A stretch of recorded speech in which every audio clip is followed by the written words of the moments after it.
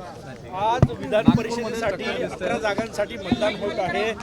काय विश्वास सर व्यक्त करणार आहे विजयाचं, काय सांगणार? महाराष्ट्रामध्ये 17 विधान परिषदच्या निवडणुका होत्या। 6 विधान परिषदच्या सीट्स अनुपस्थित झाल्या आहे। 11 सीटवर NDA भाजपा महायुती 75% वर मतं घेऊन जिंकत आहे। केवळ 25% मतं महाविकास आघाडीला मिळतील। काही ठिकाणी तर 90% मतं हे भाजपा महायुतीला मिळत आहे। त्यामुळे एक मोठा अभूतपूर्व विजय, यापूर्वीच्या कुठल्याही निवडणुकीत विधान परिषदेच्या असा विजय मिळाला नाही तेवढा मोठा विजय महाराष्ट्रामध्ये मिळतो आहे। नागपूरमध्ये काय चित्र राहील? नागपूरमध्ये केवळ 20% मतं महाविकास आघाडी आणि त्यांच्या उमेदवाराला मिळतील। अमरावतीमध्ये काँग्रेसचा उमेदवार काँग्रेसला सोडून चालला गेला। भंडाऱ्यामध्ये विड्रॉ झाला काँग्रेसचा उमेदवार। चंद्रपूर आणि यवतमाळमध्ये तर अनुपस्थित झाला, काँग्रेसचा उमेदवार विड्रॉ झाले। काँग्रेस पार्टीचं शटर बंद करण्याची परिस्थिती निर्माण झाली आहे आणि त्यामुळे खऱ्या अर्थाने एक मोठा विजय आमच्या विदर्भातील महायुतीचा होतो आहे। अमरावतीमधील आमदार विकास ठाकरे म्हणाले, आम्ही आमचे मतदान घेतले तरी तो आमचा विजय मानू।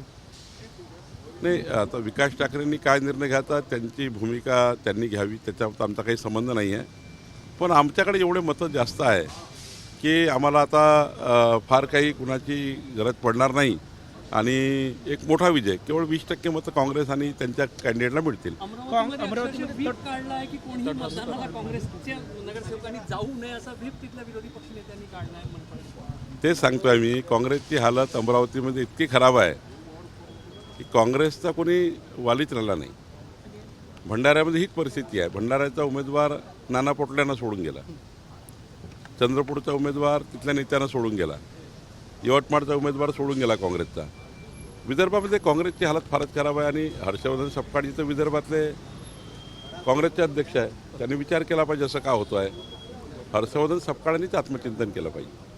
ऑपरेशन टायगर अयशस्वी ठरल्याची चर्चा आहे। खरं तर तुमचा संबंध नाही, पण तुम्ही कशा अर्थाने या सगळ्या घडामोडींकडे पाहता? मला असं वाटतं की एकंदरीत शिवसेनेमध्ये ज्या पद्धतीनं खतखत आहे उद्धवजीकडे, ती खतखत आता बाहेर निघते आहे। आता उद्धवजीने विचार करायचा आहे की हे का होते आहे।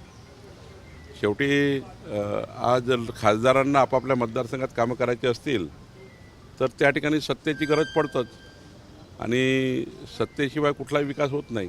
आम्ही तसा अपोजिशन असलं तरी त्यांना मदत करतो, खासदारांना किंवा आमदारांना अपोजिशनच्या।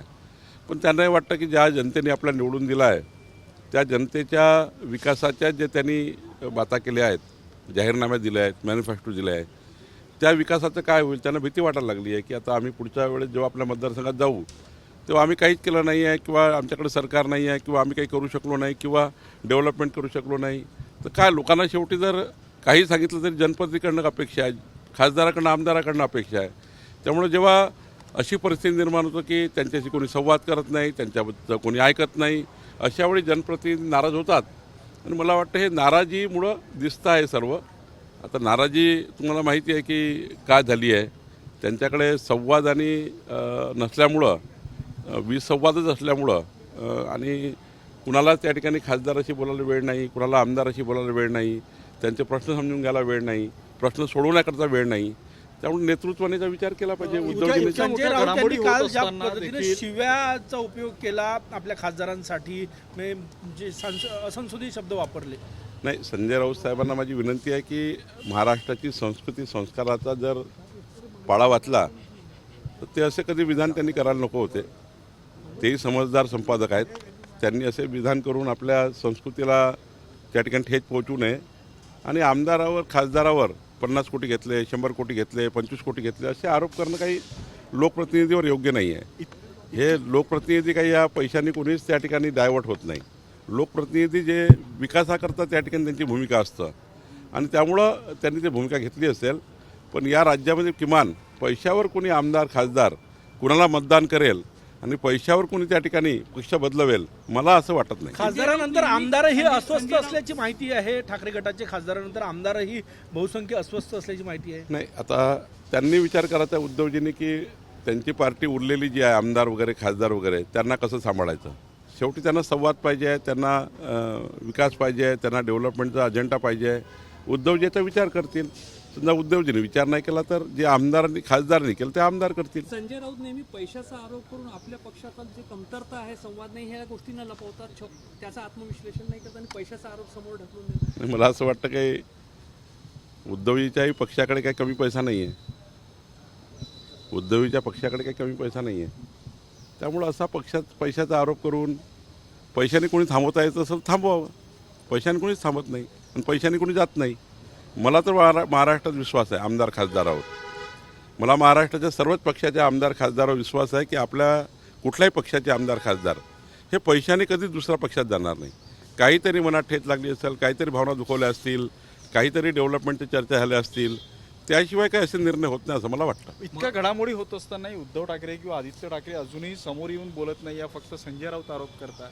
नाही, उद्धवजी आणि आदित्यजींनी याचा विचार केला पाहिजे की बाबा आरोप प्रत्यारोप करून काय होणार आहे.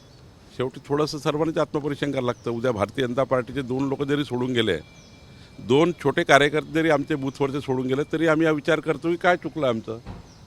आमचा एक नेता सोडून गेला तर आम्ही विचार करतो काय चुकलं आमचं. शेवटी अशा घटनांतनं काही बोध घ्यावा लागतो, आत्मचिंतन करावं लागतं आणि त्यातनं मग मार्ग काढावे लागतात.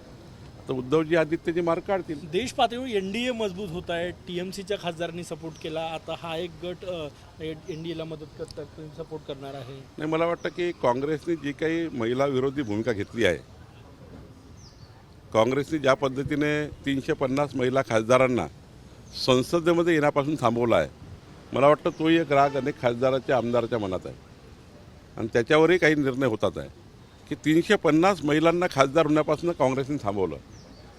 जर डिलिमिटेशन झालं असतं, महिला बिल पुन्हा मंजूर झालं असतं तर 350 महिला, एकट्या महाराष्ट्रामध्ये 142 महिला आमदार झाल्या असत्या. मला वाटतं हाही थोडा असंतोष खासदारामध्ये आहे. आगामी काळात आणखी लोक येतील का? आणखी खासदार गळाला लावण्यासंदर्भामध्ये टीका होऊ लागलेली आहे विरोधी पक्षानंतर.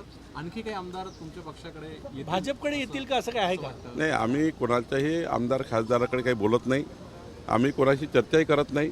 आमच्याकडे पर्याप्त संख्या आहे, आमच्याकडे पर्याप्त कार्यकर्ते लढवायला आहेत. जे कार्यकर्ते आहेत त्यांनाच आम्हाला त्या ठिकाणी जागा द्यायला आमच्याकडे काही वाव नाही आहे आणि त्यामुळं आज आम्ही असं कुणाही चर्चा करत नाही आमच्याकडे या, आमच्याकडे या. त्यानंतर कोणी भारतीय जनता पार्टीच्या विचाराचा विचार केला, आमच्या संस्कार संस्कृतीचा विचार करून कोणी भाजपमध्ये आला तर आम्ही ना म्हणणार नाही. महसूल मंत्री म्हणून एक प्रश्न असा आहे, पेट्रोल संदर्भामध्ये सोशल मीडियावर ज्या पद्धतीनं यापूर्वी खूप साऱ्या पोस्ट येत होत्या, आता इथेनॉल संदर्भात अनेक वादग्रस्त चुकीच्या भ्रामक पोस्ट येत आहे.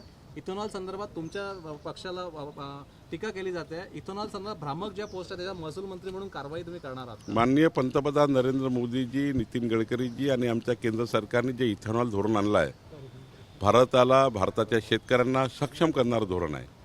आणि इथेनॉलवर जर 100% व्हेकल चाललं तर पेट्रोलची इम्पोर्ट बंद होईल. विदेशी देशांना, आखाती देशांना होणारा फायदा भारतापासून तो कमी होईल आणि भारताचा खूप पैसा वाचेल. काही लॉबी ज्या आहेत, पेट्रोलियम लॉबी, त्या यूट्यूबच्या माध्यमातून, सोशल मीडियाच्या माध्यमातून हे कटकारस्थान करता आहे. पण भारताची जनसंख्या आता नागरिक हे सुजाण झाले आहे. ते देशाच्या मागे उभे राहिलेले आहे नेहमीच. इथेनॉलवरची गाडी जर उद्या चालवली तर निश्चितपणे पेट्रोलचा इम्पोर्ट कमी होईल आणि या देशाचा प्रचंड पैसा वाचेल असं मला वाटतं. एबीपी माझा, उघडा डोळे बघा नीट.